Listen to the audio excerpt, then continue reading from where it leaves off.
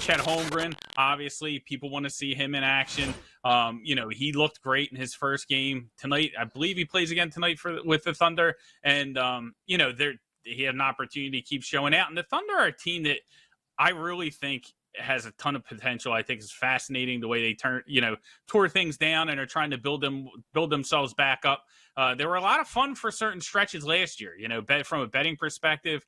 When they get hot, there were some times where I definitely got in on the Thunder. But I want to see how he continues to develop. Very intriguing. A lot of people were concerned about his size. And, you see the same thing with Wembanyama, with the Spurs. I think when these great talents that have size to them come into the league, the first thing that people wonder is are they going to be able to hold up to the physical rigors of the league? Holmgren obviously injured last year, and now he gets a chance in his second year to come back and make a bigger impact for the Thunder. And that's really the one that I'm watching. I mean, that's the team that I think is the most exciting. I like chaos. I think the Thunder could, maybe cause a little chaos next year if he, develops into what they think.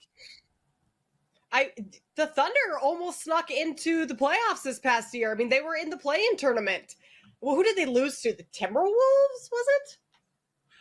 I think it was the Wolves. That they lost to.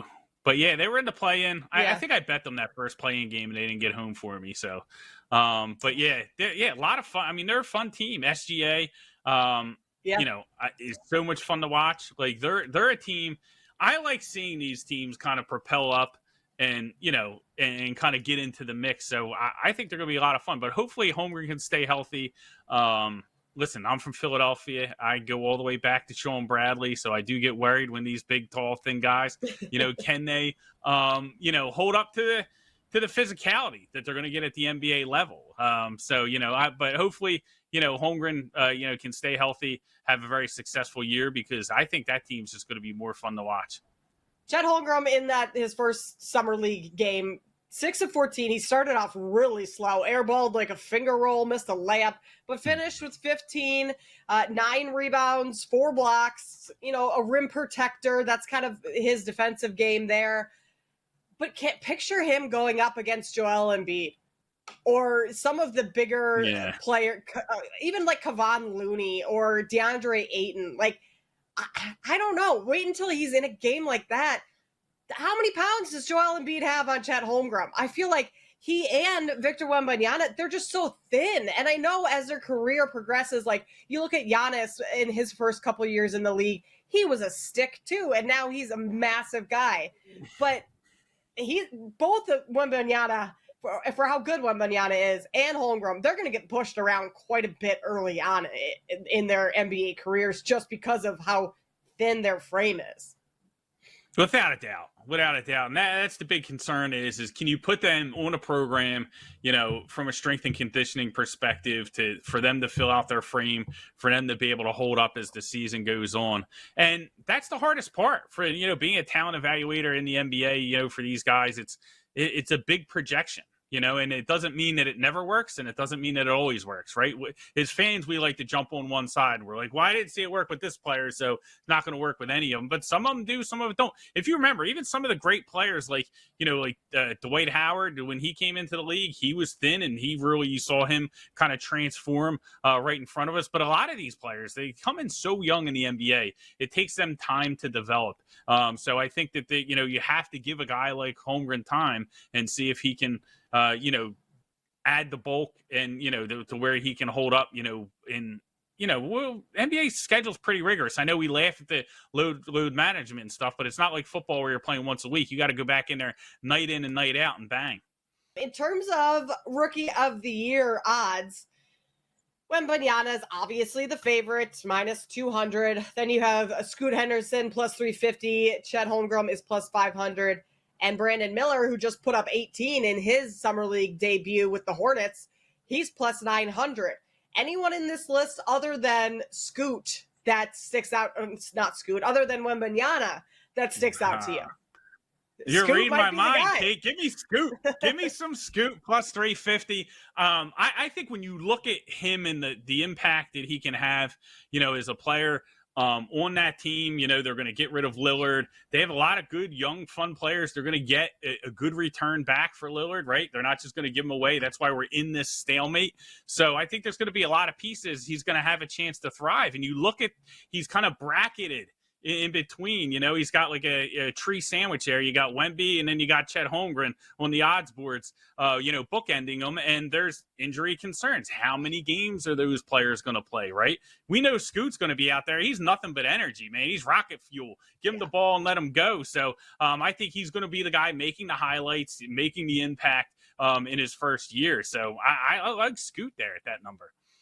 MVP is already out. Nikola Jokic is the favorite to win that again, plus 450, followed by Luka, Giannis, Embiid, Tatum, and Durant kind of rounds out the top 6.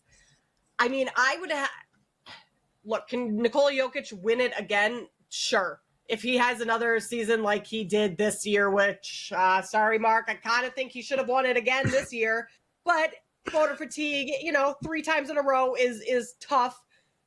He just seems like the most consistent player in the NBA right now, where you can count on him to have these types of numbers year in and year out. It's almost something that's not even like that astronomical of him to put up these types of numbers each year. It's almost just the norm for him. So is he going to win it again?